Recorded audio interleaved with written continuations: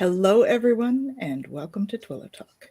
It's actually our TwillowStache this week because we have our awesome guest, Gerald, who we are going to put in the center because he has beautiful signs that look better in the center. TwillowStache, Twillow Talk. Welcome, Gerald. I am Tanys Coughlin from the Twillow Lifestyle Community, Twillow Lifestyle Academy. And that other girl over there is Jennifer Jurkofsky. Hello, hello. My holistic self-counseling. And we are joined by TarotStache's Gerald in the center. Hello. G'day, gang. Yes, this is what we want. It's a Gerald sandwich. There you go. I'm the middle that you know you want, but you shouldn't be has. It may not be the best thing, but boy, it's going to be good. Sounds like chocolate stuffing. You know, Okay, I'm going to warn everybody I'm in a weird mood. We've had some stuff. I was thinking, like, it's a sandwich. That means Tanys and I are the carbs, which most people want to. Well, sometimes the sandwich, you've seen those sandwiches that they make. They put like a really nice crunchy lettuce on the outside. Oh, those are good. Those are very tasty. I was thinking a donut with stuffing. That's where my head went. Like a Boston cream kind of deal. Yeah, but I want it with chocolate. Like chocolate filling. Yes. Welcome to the eclipse full moon leftover show. Yes. Where we're transitioning from gate into a new gate, and the Schumann and all of that stuff. All of it's been happening. It's been happening. It has. All right. So what has been happening in that? So I guess I should share my screen then for that, right? We should probably look at that. So things have actually been a little bit quieter in that regard. This is our Schumann. We're at 17 today, which is better than it has been. And you can see here that there's not nearly as much white as there had been. Over the weekend, last weekend, we had, or not over the weekend, I guess, late in the week last week, we had a whole bunch of white and red and all that stuff. And we were up in the 30s last weekend and stuff. We were up at 80. So we've come down a fair bit in the Schumann. In terms of your space weather, all right, okay, we're going to just do that. We have solar flares are fairly calm. In fact, most of them are in the green, which is quite unusual. We did have one M class in here. And in terms of the auroral activity, we had some a few days ago that was quite high. And KP index at the moment is in the green. So we did have one up here that was a little bit higher, and we would feel that for sure, especially with it coming into eclipse and all of that. So that is your weather forecast for today.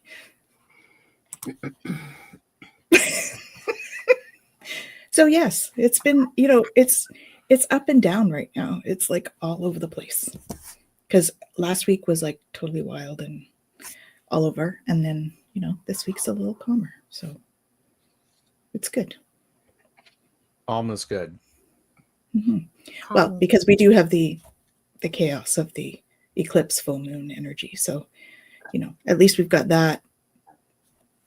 The other stuff is calmer while we have that instead of having it all at once. Yeah. What was that for? Okay, why don't you give us the transits, Jen? Because I have a feeling we have some more stuff to know in this department. It's interesting, right? Because we're talking about like that balance and that calm and the energy and all. And so much of the energy right now we know is about the transformation within. And we also know that that means that there's sometimes some ripples Mm, through our experience. So indeed.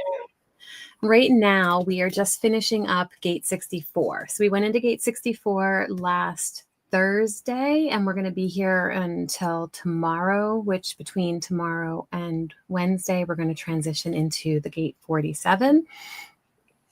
And so we'll talk a little bit about this energy. So the gate 64 energy, which we've been going through, so you may have been feeling some of this already. It's moving us from the shadow of confusion to the siddhi of illumination through the gift of imagination. And so with this energy, that confusion piece, that pressure for mental activity, that need to make sense of things is pretty strong. And so if you're here and you're, going through, why is this and why is that and what is going on? And trying to rehash maybe some of the past and trying to figure out like, why did this happen or what's going on with that? That's the energy and the pressure that's there here. And it says the victim of our confusion. And so we can end up either, just imitating or like just going with the steps because we just don't know where to go or what to do with the energy versus that kind of confused anger, rebellion against.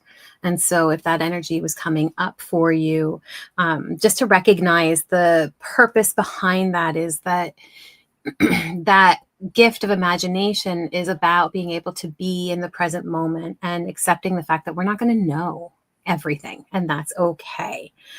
And so it is that space for openness, right? We talk so often open and curious. It really is that energy of allowing ourselves to be open and to see, okay, what else is possible here? Now, from that energy, we're moving into the gate 47, and the gate 47 is the gate of oppression, but it's also the gate of realizing. It's about waiting for the moment of realization. So now here we go, right? In our confusion and all that buildup of pressure and energy around that. And then we're moving into the 47. And this can go in different ways. So the shadow for the gate 47 is oppression. Really fearing the futility of things, getting very caught up in, it talks about being the victim of our karma, being stuck in patterns, feeling either hopelessness or being really dogmatic about things. Again, you can kind of see how this energy could follow this energy in terms of our in terms of our progress. So we can either follow it in that shadow aspect, or that gift of imagination can lead to transformation. Transformation is the gift of this gate. And so the idea is that Richard Rudd, who does the Gene Keys, talks about it as like the magic mirror. It's our ability to transmute the past. So all of these things that we've maybe been thinking about and contemplating, now we have an opportunity to do something with all of that energy and begin to transform it. So in the shadow aspect, it's about looking for things to fight against, right? So we're kind of creating this dynamic within ourselves. But when we get to the gift aspect of it, it really is about that. He says pathway to alchemy, right? It's the pressure to transform. So being able to hold space for that transformation, and then ultimately the siddhi of transfiguration. And that's that energy of willing ourselves to surrender, to go through the transformation that's there for us. And that can be really hard, and yet it can be incredibly powerful. All right, folks. So you've got another week of tears. Well, and what's interesting is, I'm looking at this book because this does have the gates in it. Because I was like, why do I never remember these? And it's like, because you haven't looked at the tool. Gate 64 is the last gate before it starts over, right? There's 64 gates.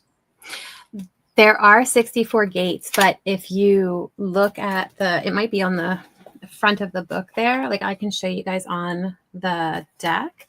You can see the numbers. They don't actually go in order. No, they don't. Yeah. But it So it yes, seems, if you're yeah. going 1 to 64, 64 is that final gate, but we don't go in. So what just came up to me is like this, it's like it's this, because it's like there's a sense of confusion which Mhm, is always present before growth.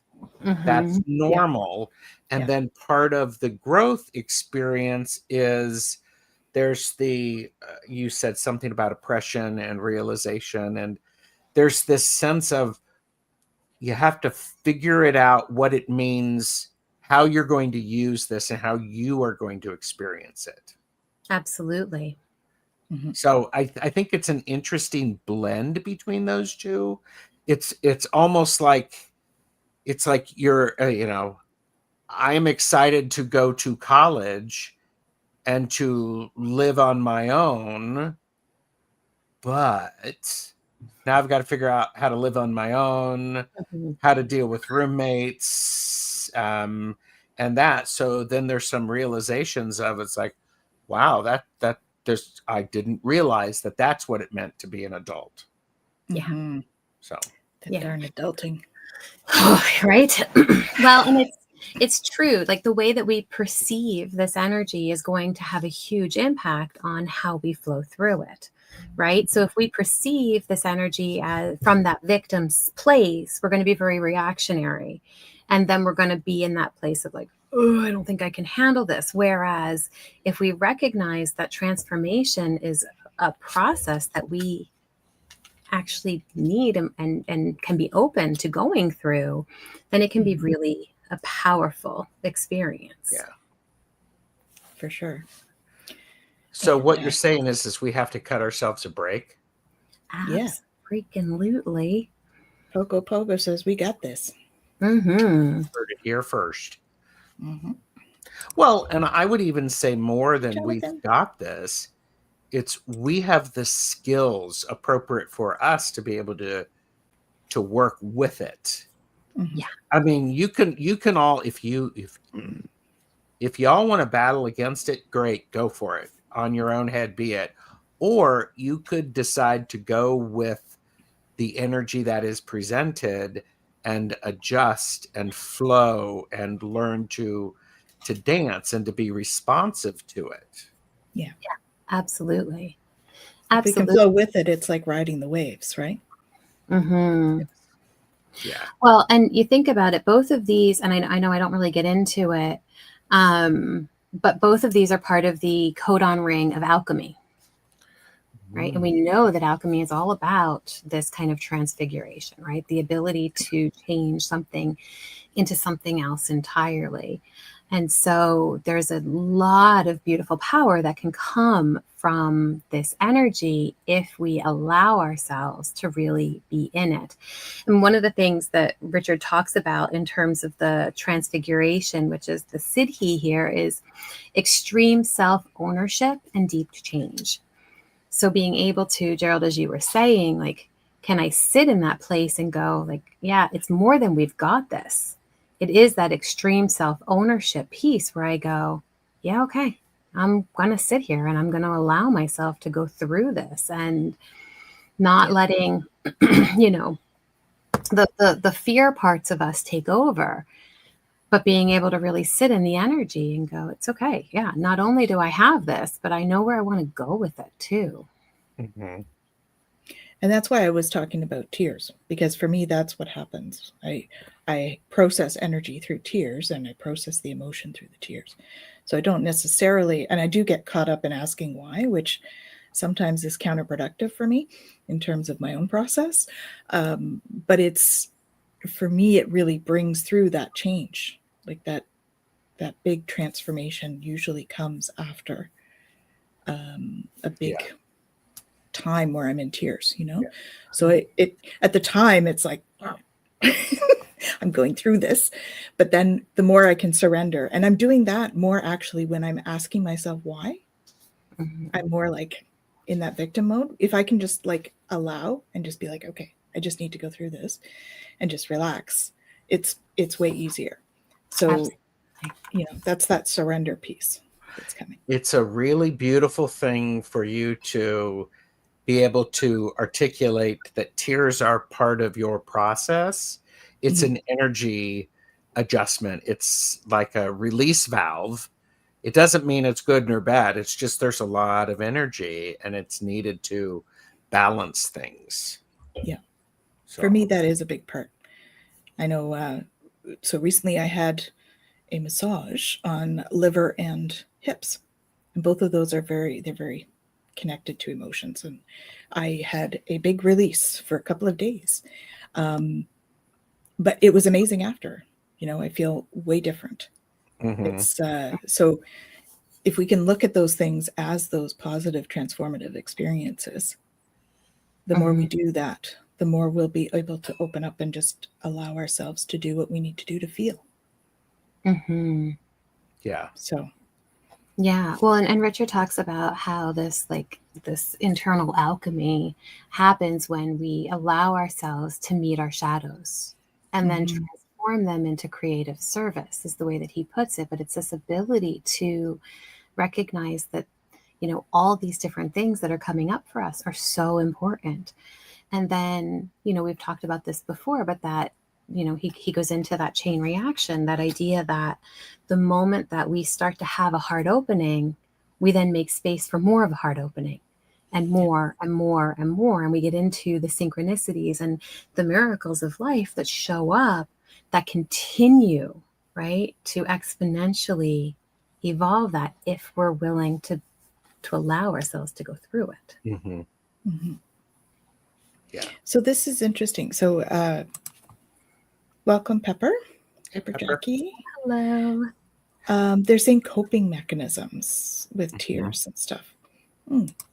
That's an interesting concept. Is it a coping mechanism or is it a transmutation device? Aren't they the same thing? Are they? I think they are. A coping mechanism can very much be a transformative device. It's like laughter. Laughter shifts the energy. I don't know. What do you think watching? Yeah. Well, I think it's interesting. Again, we get into the semantics of things, right? And it's all about the relationship that we have with a particular word, right? So when I talk about coping mechanisms with clients, we talk about coping mechanisms that are serving us and maybe coping mechanisms that are not serving us. And it can go both ways. Yes. Right. Yeah. So we, in that sense, tears, if we're in like a histrionic state where we're just using that as say, a non-serving coping mechanism, maybe we're using it to get attention or we're using it to not face things, versus where you're talking about it, Tanys, this is a very healthy coping mechanism that is allowing you to be present with and release the emotions that are there for you. Yeah, exactly. Kaylee says, I think it's situational. Tears can be transformative, but can also be used for manipulation. Absolutely. It can easily go either way. Absolutely. Welcome, River Mist Faye. She says they can be both. How you approach it. Are you treating your emotions as temporary guests that are there to help you, or are you allowing them to control you? Absolutely. Okay. And Pepper says, I'm a social worker. To me, it's the same thing. Helps with stress management.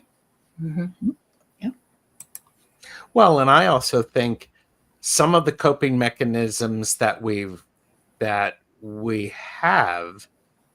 for a long time, are those still appropriate, or do they need to grow and evolve and change as we do as humans?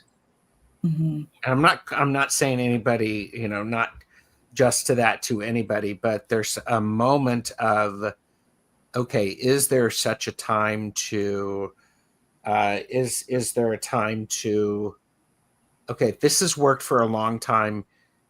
Do I need to try something new? to help evolve it. It's like if you go to the gym and you're lifting the same weights all the time, is that stretching you? Is it helping you grow and evolve? And Gerald is saying this as somebody who does not go to the gym. So, but yes, I don't believe so. No, So- but I think to the point of like what, River and Pepper are saying there too, this is why I always ask, is it serving? Is it serving you? And the reality is we don't have a coping mechanism in place or a defense mechanism in place if it hasn't served us at some point in time. Right? So is this still serving me? And then it's not even about like, is it right or wrong, good or bad? Is it guiding me in the direction I want to be going in my experience? And if right now I want to continue to have the experience I'm having, then actually, as much as it may or may not be beneficial, it's still serving me. Right? Yeah. But if it is keeping me from moving in the direction that I want to go in, then it is no longer serving me. Yeah. Yeah. Yeah. What comes to mind is like a child, you deal with, they have temper tantrums. And it works to relieve that stress when they're little, right? They have a temper tantrum to relieve the stress. Yeah, that doesn't serve adults all the same when we have temper tantrums. Oftentimes it will block us from going forward where we want to go. Because people are like, what are you doing? Sometimes, but sometimes it does still serve. I mean, Correct. Yeah. I work with clients who are dealing with, either partners or even parents sometimes where they're throwing temper tantrums and it is a manipulative piece. And so we're working on, boundaries and all of that. And it's, not easy. We look at it from a behavioral perspective, putting a behavior on extinction. Now, all of a sudden, that temper tantrum is actually getting worse, right? Because it has continued to serve the person for, however long. And, now we're dealing with the ramifications of that. Yeah. Which goes very nicely into the gates. Part of the, the coping mechanism is about confusion because it's about trying to get oneself level so we're not feeling lopsided. And Wilford agrees with you. Okay. Good. And Pepper says, yes, Gerald. I agree. As we evolved, our coping mechanisms do change. For example, when a young person may take up running later on, that same person may need to do yoga instead. Yes. This is true. Yeah. Yeah, I think that's it's interesting because this is about I don't know astrology. I'm aware it was a full moon. I don't know what's going on with the eclipses and all of that stuff, but there's a great deal of change that is involved. How we adjust to that change impacts the length of that feeling of oppression, and we can have that if we realize what's going on sooner rather than later. The lasting impact is different. Does that make sense? It's like yeah. Yeah. Well, and whenever anything happens, I mean, we've talked about change so much before. And, we know that depending on our relationship with change, that may be a wonderful thing that we look forward to. And it may be something else that we bury our head in the sand with and anything in between. Yeah. It really depends on the change in our relationship with it, because that is going to determine how we feel about it. Mm-hmm. And our past experiences with similar situation create expectations on how things are going to go again. Yeah. So that can, whether that be good nor it's just a thing. It's going to impact how we move and how we operate And how we respond or react. Mm-hmm. Absolutely. Mm-hmm. No, I remember, talking, and I talk to clients a lot, especially if we're getting into like EMDR and we talk about the brain and the file room and all that kind of stuff. And one of the things that I often talk about is exactly that, Gerald, the lens. And the lens that we have determines if we're going to have a new experience or not. So if we have a lens on and we see everything through that lens, then nothing ever is truly a new experience. Mm-hmm. But if we're able to take that lens off, and I think that also fits really well with this transit energy, that ability for transmutation, because it allows us to actually have a brand new experience, even if it's reminiscent of something else that we've experienced in the past. And okay, so you said the word lens, and I immediately am getting a visual of, we talked about the Schumann, the solar flares, all of that stuff. Aren't those things that might cloud our lens, depending upon if those are glasses that you wear? So Have you ever Yes. seen, oh golly, National Treasure? Nicholas it's been a long Cage. time. He finds these glasses and he puts them on, and there's all these little click, click, click, click, and all these lenses that pop up and down. Oh, It's yeah. that kind of idea. We have our own lenses from our conditioning. We've got our lenses from, all of our societal, familial, all of those things. And then we've got all of the lenses that come in from the transits. And then we've got all the lenses that come in from. Yeah, exactly. And we're like, ding, ding, ding, ding, ding, trying to decide how we see something. And it's, you guys are going to make me get up and get my glasses too, man. I like my rose-colored glasses. Oh, I love them. Must get me some of those. Mm-hmm. But I think you bring up a really good point, because sometimes it's really important for us to know where we are in our gyroscope of life.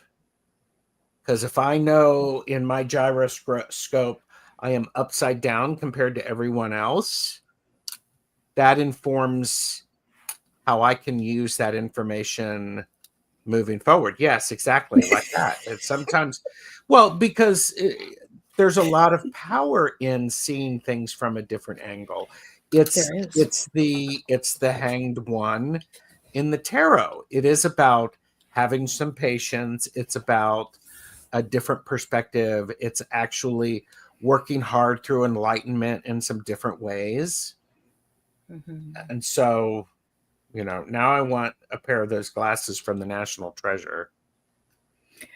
Wouldn't those be cool? Yeah. Because I'm all about that. Yeah. So we have a few comments too, guys. Ooh, yeah. Pepper says, I'm loving this conversation. You all have good perspectives, and I enjoy your ideas. So thank you. Thanks, Pepper. That's a love. Jonathan says, yep, interesting to have that celestial event on my birthday. Makes me wonder what it means. Mm-hmm. Definitely. Well, and that was really, before we move on really quick too, like, I think again, this is determined by our lens. It's going to mean what we make it mean. And it's going to mean what is important to us, or what we feel, how we want to interpret it. So, even sitting with it and going, okay, this celestial event, how do I can either be,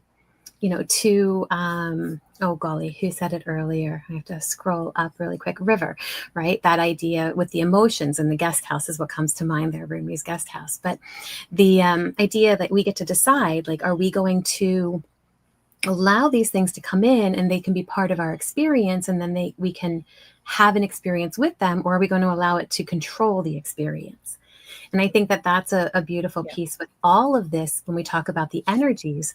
Yeah, I think it's really important to know what's going on in the transits and what's going on with the energy that's coming in, because it does have an influence on us. But we get to decide, am I going to navigate this energy in a way that is for me, or am I going to allow myself to be a victim of this energy and get caught up in what it is? Right. I just saw that Raven Tarot Meditation, Timmy popped in. Hey, Timmy. I've had Timmy on my channel, and he's working on duality in his personal path. That reminds me, we're never exactly solid in between. We're always moving. We're always adjusting. That's part of breathing and living. What is important is, can we find our center faster than we had before? The idea of the wheel, things are always changing. I mean, simply because y'all showed up here and therefore your energy is shifting. And so in the traditional tarot, there's a wheel. And so it depends. If you're centered and you're in the center of that wheel, you're going to be less discombobulated through as life moves and things happen. If you're not and you're way out at the edge, you're going to be whipped around, and it's going to be a different experience for you. And no, I am not saying that one should meditate daily or anything like that. I would say the importance of knowing what helps you center is what's important. Mm-hmm. And I will say routine's really important with that. So that kind of leads into this question. Is it better to just let it flow, or is it okay to react? Yes. Thank you. I was glad I'm not going to be the one to say it. So we can, because Victoria, so I would say respond would be the idea, which is like letting it flow. It's a reaction, but letting it flow. So response is kind of a little bit more like a healed way of going forward. But it's okay. Like if you're looking, like, is it better? It really depends. There are going to be times where we react, and that's exactly what we need to do in that moment to learn something about ourselves and to recognize where we need to go and what's coming up inside of us. So, this idea of, is it better? Sometimes, it depends on what it is that we need in that moment. Right? Do I need to go in and reflect and be able to respond in a very good way? Do I need to just get it all out and see how it falls? Yeah. Well, and Victoria, this is a beautiful question, and I really appreciate you putting in there, because it's best to know what is right for you, Victoria. Right. Do you want to react, or do you want to respond? I love that. Using responding, I think, is a really nice word. It's very empowering, because when I choose how to respond, there's a lot of power in that. And if part of what you mean to react is just to have an outburst of energy, sometimes that is the most appropriate response. So, because I, as a practicing witch, I think righteous anger is a very appropriate response in some situations. For entertainment purposes only. Your mileage may vary and all that stuff. But I like this question, Victoria, because what it's telling me is you're intelligent enough to know that there's an opportunity for you to have an influence on that. I was thinking of Yes. responding, but what if you make a mistake? Well, and this is the question in the bigger picture of life. What is a mistake? Yeah, well, that is true. Is it a mistake? That's situational. You know? Yeah. I mean, go ahead, Gerald. I was just going to be, I think, if you make a mistake and you realize it and you own it as quickly as possible, you're going to build meaningful and lasting relationships because people realize, because you admitted that something did not go as you had intended or how you wanted it to be, you cared enough to circle back with them. That authenticity is what drives powerful relationships. And when you have made a mistake and you admit it, suddenly you're showing and you're helping other people have courage when they've made a mistake and they can own it. I think, yeah, I mean, Victoria, that's just really powerful because we learn from the people we are around. If your adults around you, if they were angry and they apologized for something and you got to see what that looks like, what a healthy example of somebody saying, you know, I didn't do this the way I wanted to. I want to redo. Something is wrong. If you make a mistake, very few things. I mean, you can apologize. Words, when they come out of your mouth, they're out. But you can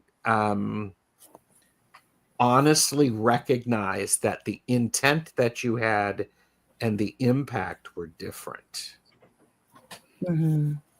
Well, and what we perceive as a mistake may not be in the big scheme of things, right?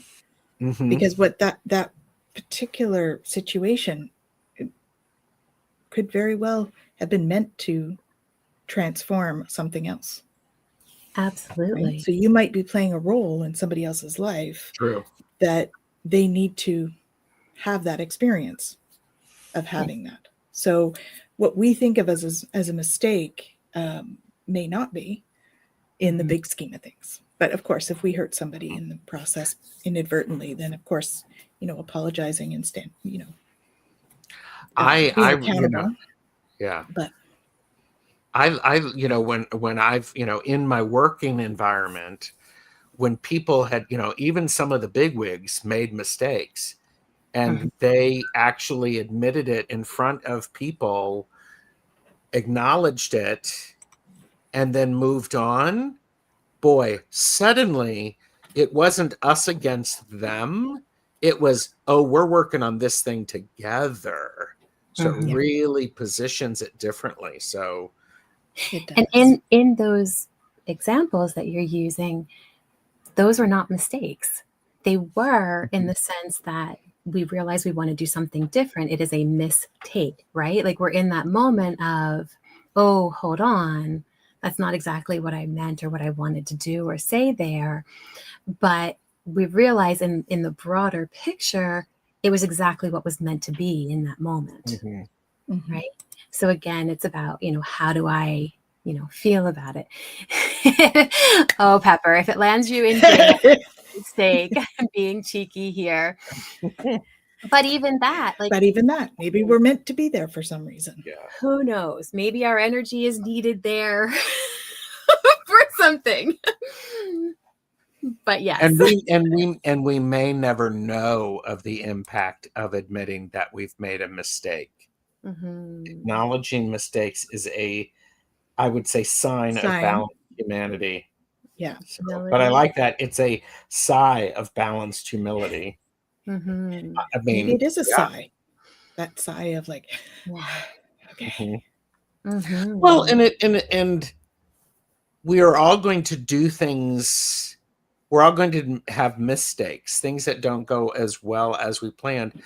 That's what living is about. It's what we do after that that shows the humanity of it. It shows us our depth and understanding. Well, and we're meant to make mistakes. I mean, I read a little blurb there a couple of shows ago about, leading with love and let love lead you. And that whole thing was, there was this piece about when we're kids, we make all these mistakes, right? Mm-hmm. And we get cheered on for making the mistakes because it means that we're getting somewhere. Yeah. Right. But when we're adults, we get judged for making mistakes, even though we're still we're all in that learning mindset. Our whole lives we're here to learn. So when we're trying to learn, we need that grace that we give to children, even as adults. Yes. Mm-hmm. Yeah, exactly. Mistakes lead to greater insight if acknowledged. Mm-hmm. Absolutely. And yes, we are human. We make mistakes. Yes, we are perfectly imperfect. Mm-hmm. Yeah. But again, if our mistakes are some of our greatest leaps, right, for growth, then, are they truly mistakes? They're opportunities. Right. So again, it comes back to that perception piece. Oh, sorry. I don't know why my watch decided to tell us what time it was. It's because it's 24, I guess. Maybe that's why.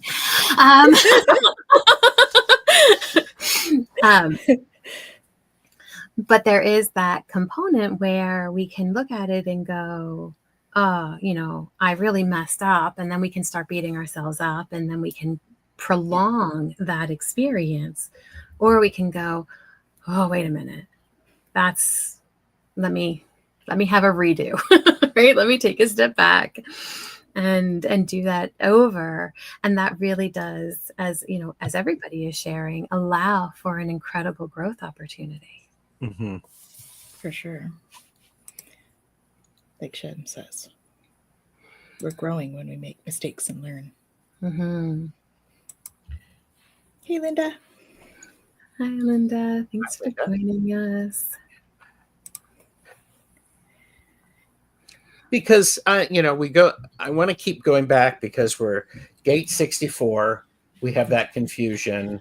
Gate 47, it's the oppression, but it's the realization. So there's this part of the imagination of is when something doesn't go as well as we wanted, it's confusing. When we're open and curious to it, we go, oh, what's the opportunity here? How can I do this differently? If I do something different, what could happen? And I think that's an interesting possibility there. And, we don't make this stuff up. And I just have to say, I'm grateful that all of the Schumann and, the solar flares and all that stuff have not been crazy swanky, because that really impacts a lot of people. So in this full moon eclipse, between these gates and all of that, sometimes that's a lot to handle. There's a lot. Mm-hmm. And even the most skilled can be overwhelmed. Mm-hmm. Well, you think about it, right? We've talked about neutrinos. We did it on one of our Laugh and Learns with Human Design. We talked about the energy, right? These particles that have, small mass, but they're bringing all of this energy through, and 70% of them are from the sun. And then you think about these solar flares that come in, and it's like that energy from the sun is being like hardball thrown at us, as opposed to the normal kind of processing. And so, yeah, these are really intense energies, and they're going to be intense regardless. But when we have those solar flares, they really can come at us pretty strong. Yeah. Right. But to what you were saying, Gerald, with the I Ching, so the kind of I Ching definition of it, for the gate 64, that before completion, the confusion, that pressurized mental activity, it says transition, like birth, requires a determined strength for the passage through. And so there is this whole piece about how, with whatever it is we're going through, do I want to go with the flow? Am I going to allow myself to react? Do I want to sit in this and respond in a particular way? That is that determined strength for the passage through. It's, what kind of an experience do I want to have? Yes. In this energy right now, and how do I want to navigate it? And I think that's where that intentional choice is so important, because I get to decide what's going to be like, how I'm going to do this passage through. Well, and for me, that was the difference between in my frame when we were talking about response versus reaction. Because for me, reaction is like, I don't think about the response, it just comes out. Whereas a response is something that I've taken the time to, even if it's only a second, I've taken the time to go, okay, I'm responding to, my body's reacting. How do I want to respond to this? And making that choice. So that's the difference for me between the reaction and the response, is having the moment to be like, okay, I'm not going to yell because I want to make a different response, because that response typically has not gotten me what I need. So I need to change that response. So how am I going to respond? And I will be the first to admit, there are times when I want to react and then I pause so that I can have a response. Yeah. And it's still the same way as the reaction. I am making an informed choice to do something that's probably not what people expected. I'm going to have that blurt of that energy, whatever it looks like. Just because you pause and you can give it time for to change that reaction into a response, you can still do the same thing. So yeah, and sometimes it doesn't. I think it's the ability to make the decision for me that's the difference. Because when I react and I don't have that, I don't give myself that moment. It's not really. It's a programmed response as opposed to an intellectual decision. No. Maybe not intellectual, but you know what I mean? There are times though in our reality where we have to react. We have to have that quick, immediate, whatever. Of course. And we know that is a part of it. And so, part of the work is, what am I programmed to react with? Yeah. Right. And am I programmed to react in a negative, way, or something that's going to not serve me? Right. I go back to that. Or am I actually programming myself to react in a way that's going to serve me? Because again, reaction has such a negative connotation to it, but it only has that because we tend to be conditioned to react in a way that doesn't actually serve us anymore, right? But that doesn't mean that we don't have the capacity to begin to change that. Yeah. Right. And as we change that, then, that initial response that comes up is going to be a response. It's going to be something that we've intentionally chosen, but it takes work to get us there. Yeah, for sure.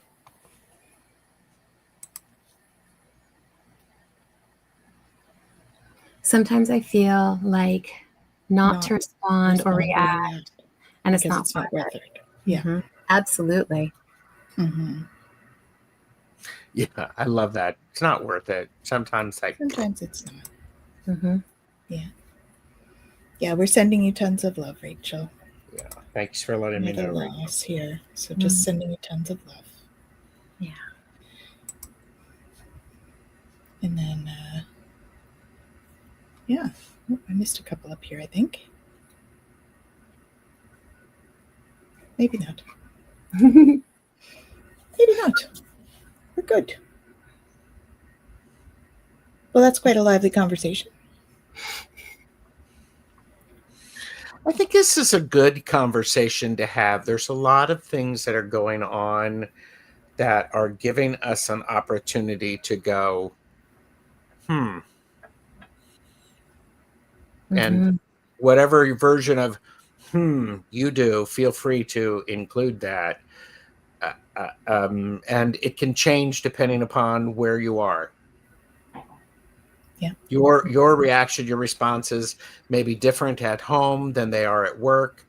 than you are at the grocery store or the store, something like that. So Yeah. Yeah. I love that idea too, Gerald, because, we're talking about this idea of responding, reacting, all of that. And sometimes we get into this place of, well, I just can't control it. It just comes out of me or whatever it is. And then we look at different situations and we go, oh, well, actually, when I'm in my work situation, I can find the pause and I am able to take a step back.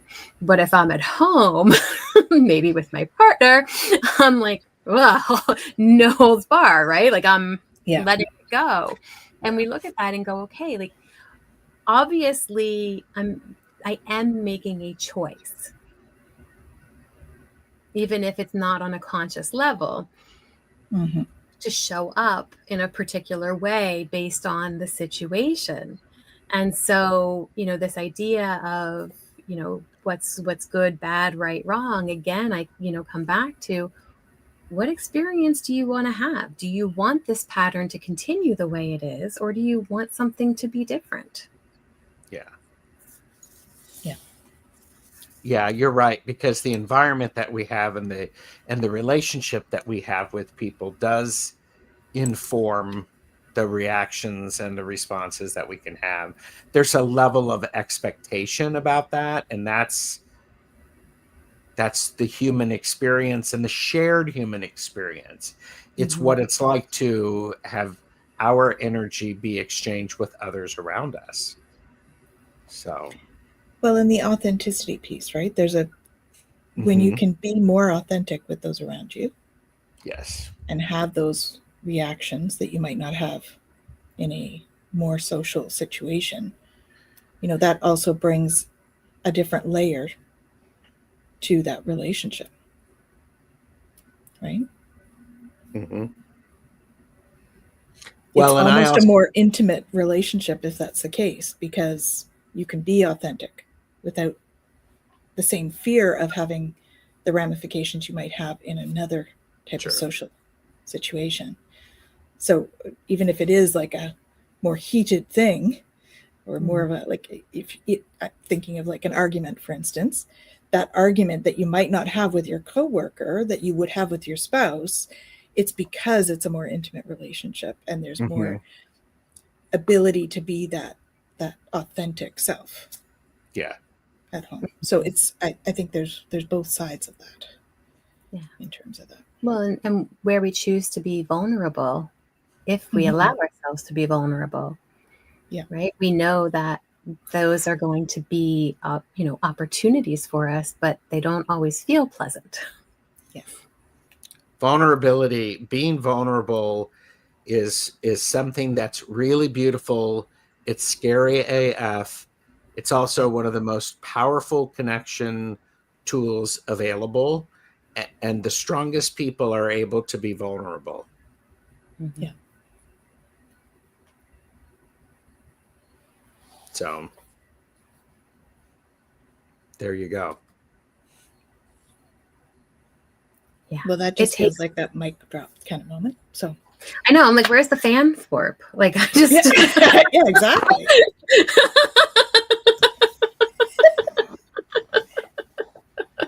Well, I think what's really interesting is, people who are watching this, they need to hear this stuff right now.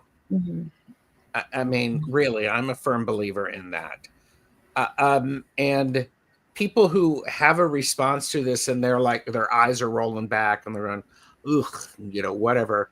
Guess what? You might want to look at why you're having that response. There's always an opportunity for a lesson or a confirmation. So taking the time, and I love the idea, again, I keep seeing the wheel. And if we are finding and holding our center, I don't know, what is it? Jacqueline, might do yoga to help her stay centered. I don't know. Speaking of Jacqueline. Hey, Jacqueline. Yes. Some people may sing. Some people may dance. Some people may paint. Yes, they paint. And some people act, some people dance, some people sing, some people, there's lots of different ways. It feels very important to figure out what works for you, Yeah. and then do it consciously for 28 days and see what happens. Mm-hmm. Is that going to help you with the realization, or, is it going to help you not be confused? Because there's always confusion before understanding. Always. Yeah. But you got to love those light bulb moments that come to bring the understanding. They're amazing. Love it. Yeah, but I love that, because the card, right, that before completion is the confusion, right? That we always have that confusion before we complete. And it's such a powerful thing, because if we can let go of that need to know, that's where realization can just come in. Yeah. Yeah. Yes. Yeah. There you go. Exactly, Jacqueline. We take a long, deep, beautiful breath. Mm-hmm. Absolutely. Some days we And need to do more of that. Well, and that's that piece too, right? We were talking about, like, what do I do? Do I flow? Do I react? Do I respond? Do I do nothing? And even just taking that breath is such a powerful tool. Because if I can just take a breath, I'm going to give myself a moment to be intentional with whatever it is I choose. Mm-hmm. Here's a question for you. Could there be a different word for confusion here? Sure. I mean, so much of this and what we talk about, even the idea of reaction, responding, all of that, it's semantics. It's about what we choose how we choose to define the word. Yeah. And so, confusion, sure, that can be one. Discomfort, disquiet, the ability, on not knowing, being able to sit with change, our ability to explore. I mean, you name it, so many different things can go in there, because it's really about what energy resonates for us in that moment where we go,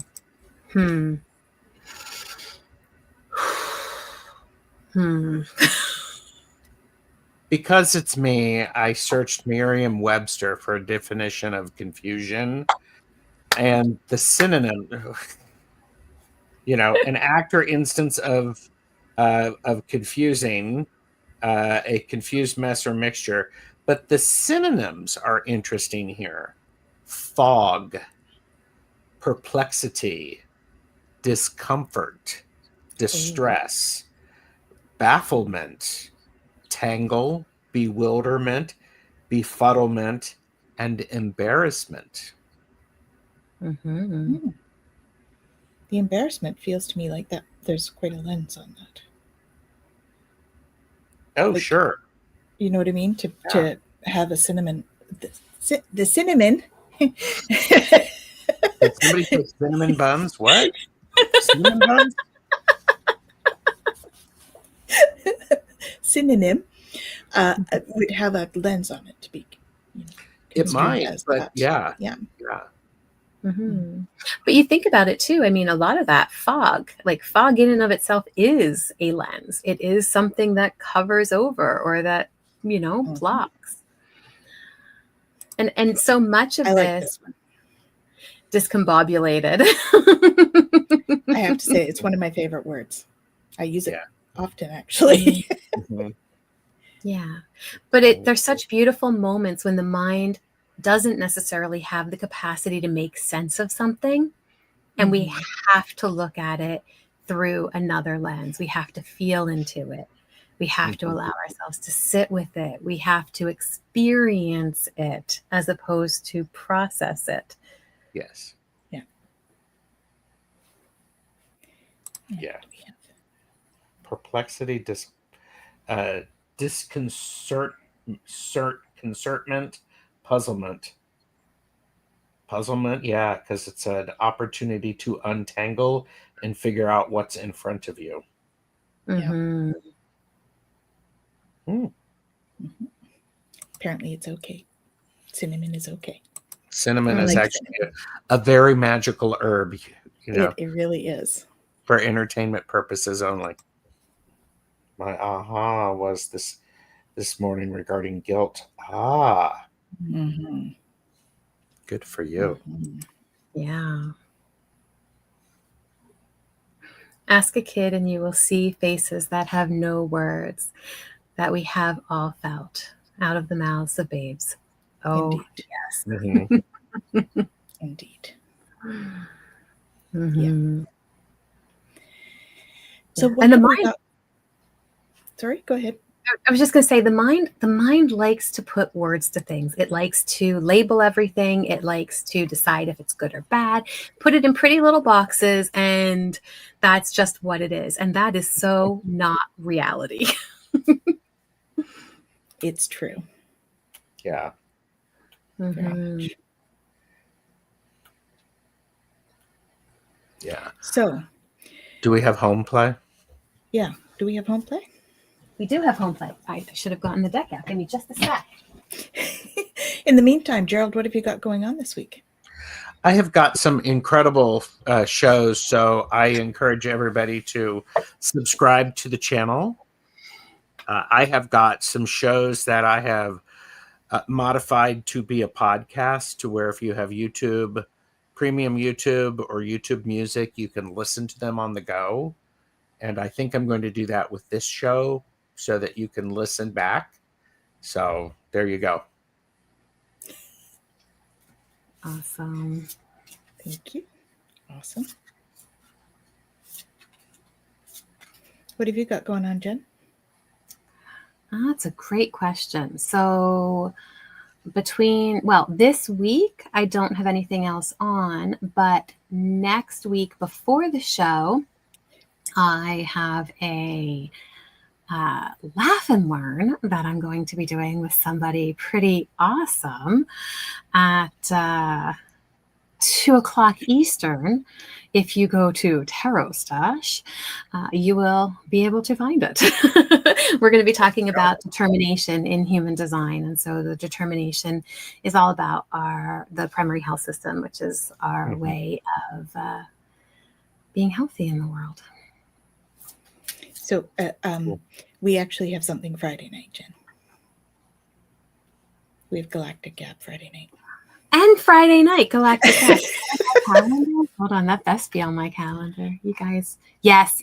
No, Yes. Hold on. That's next week. So we usually have Galactic Gap this Friday at 7:30, and that'll be on our station, TwillowLifestyle.ca, as well as Jen's, My Holistic Self. And we do that with Dr. Lisa Thompson. So yeah, thank you, because I didn't have it on my calendar. That would have been bad. I don't know how that happened. I do have another one as well that will be aired on Wednesday, and that's with My Place Home Care, and that's about pain management. Mm-hmm. So if that's something of interest, you can check that out on mine. And we're recording a bunch of podcasts this week, but not as many live this week. Mm-hmm. That's where we're at. What's our home play, Jen? All right. So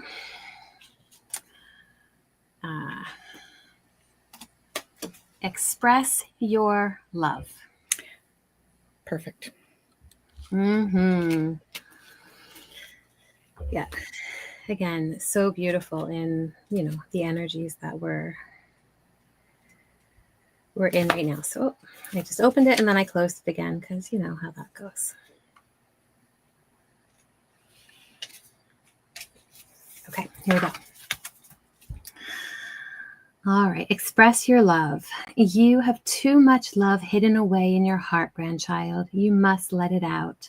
You were born into this earth walk to love, and all of the sacred laws conspire to help you. Do not hold on to the idea that you are alone in this world. You are not.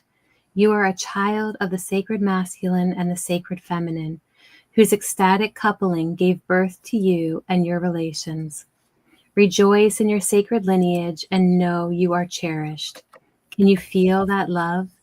It lives in your heart. When you express who you are, all of creation hears your heart song and sings it back to you. That is the way of the circle of life. Your heart song awakens others to their song, but you must remember to sing it. You have much love to give. Let it flow and watch how love flows back to you. You will transform the very earth you walk on. Mm.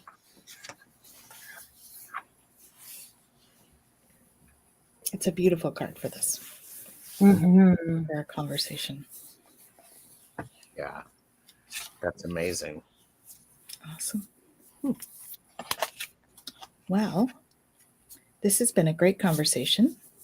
Mm-hmm. Please make sure you like and subscribe to all the channels.